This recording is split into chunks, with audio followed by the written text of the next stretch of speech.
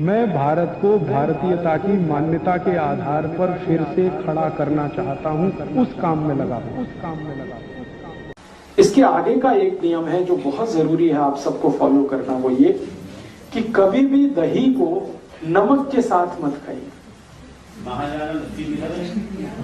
मां की दाल के साथ लस्सी 1 घंटे बाद। दही को कभी भी नमक के साथ मत खाइए, दही को हमेशा मीठी चीजों के साथ खाइए। दही को शक्कर के साथ खाइए, दही को गुड़ के साथ खाइए, दही को बूरे के साथ खाइए, दही को खांड के साथ खाइए, दही कभी भी नमक के साथ। क्यों? मैं आपको एक छोटा एक्सपेरिमेंट करने के लिए बोलता हूं। आप बाजार में जाइए, कोई भी साइंटिफिक इंस्ट्रूमेंट की दुकान से एक लेंस खरीद लाइए। छोटी चीजों को बड़ा दिखाने वाला जो लेंस होता है, मिल जाता है, 10-12 रुपए का आएगा।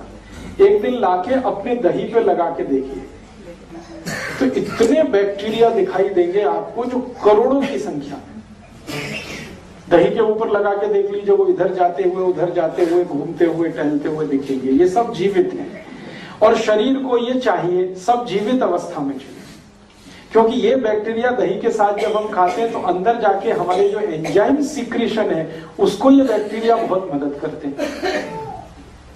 तो दही हम खाते हैं बैक्टीरिया के लिए, जीवाणुओं के लिए दही खाते हैं। दही को आयुर्वेद की भाषा में कहा जाता है जीवाणुओं का घर, और 1-2 नहीं, करोड़ों। 1 कप दही में अगर कैलकुलेट करेंगे 1 करोड़ से ज्यादा जीवाणु। अब होता क्या है कि ये 1 कप दही में जो 1 करोड़ जीवाणु हैं, ये जीवित आपने खा लिए तो बहुत अच्छा है, शरीर को बहुत काम आने वाले हैं। लेकिन उसी 1 कप दही में 1 चुटकी नमक आपने डाला, 1 मिनट में सारे जीवाणु मर जाएंगे। 1 ही मिनट लगता है उनको मरने। अब वो मर गए तो आपने दही नहीं खाई है, जीवाणुओं की लाश खाई है। वो दही नहीं रह गया, वो जीवाणुओं की लाश हो गया। अब वो अंदर गया तो दही के नाम पे आपने खा तो लिया, लेकिन उसके जो फंक्शन है बॉडी के लिए वो काम नहीं आने वाले। दही फिर वेजिटेरियन बहुत अच्छा सवाल है कि ये वेजिटेरियन है या नॉन वेजिटेरियन है।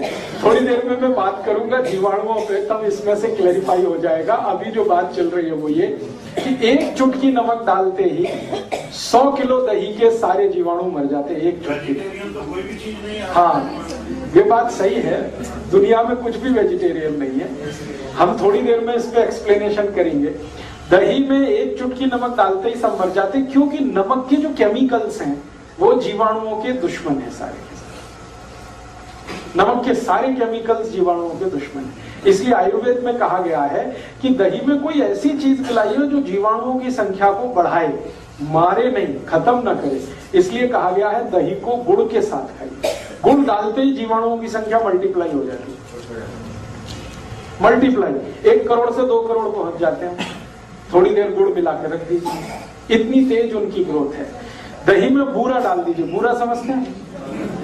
तो दही में बूरा डाल दीजिए, मल्टीप्लिकेशन इतना फास्ट होता है कि कोई इमेजिनेशन नहीं कर सकता। एक दिन आप ये कर लीजिए मेरे कहने पर। 15 रुपए का लेंस आएगा, लाइए, खर्चा करिए, सवेरे से शाम तक ये एक्सपेरिमेंट करिए, तो आपको समझ में आ जाएगा कि जीवाणु कितनी तेज मल्टीप्लाई करते हैं मीठी चीज डालने। चीनी भी डालें तो भी मल्टीप्लिकेशन होता है, गुड़ डालें तो और ज्यादा होता है, बूरा डालने पर सबसे ज्यादा होता है।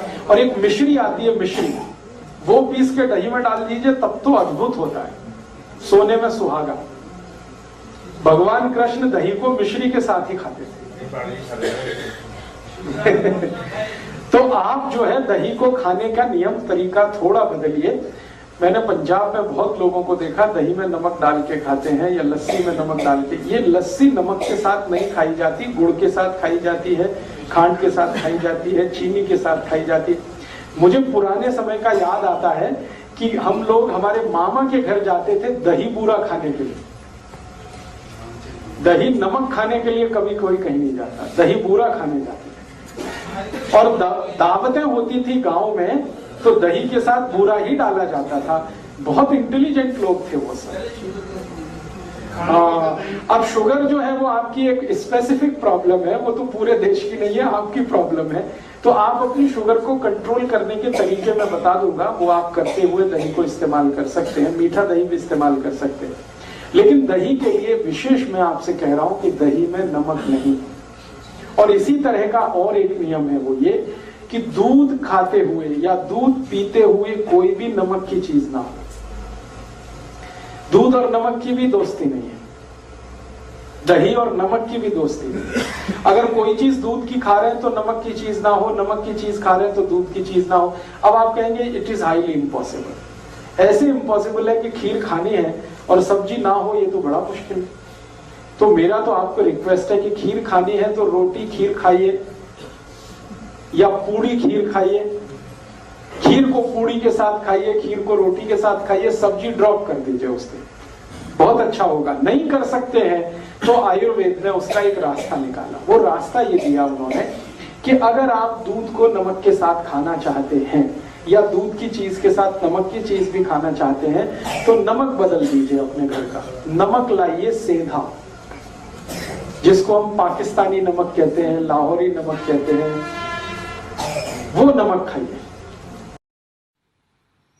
दोस्तों, सबसे पहले तो चैनल सब्सक्राइब करें, फिर लाइक, कमेंट और शेयर करें।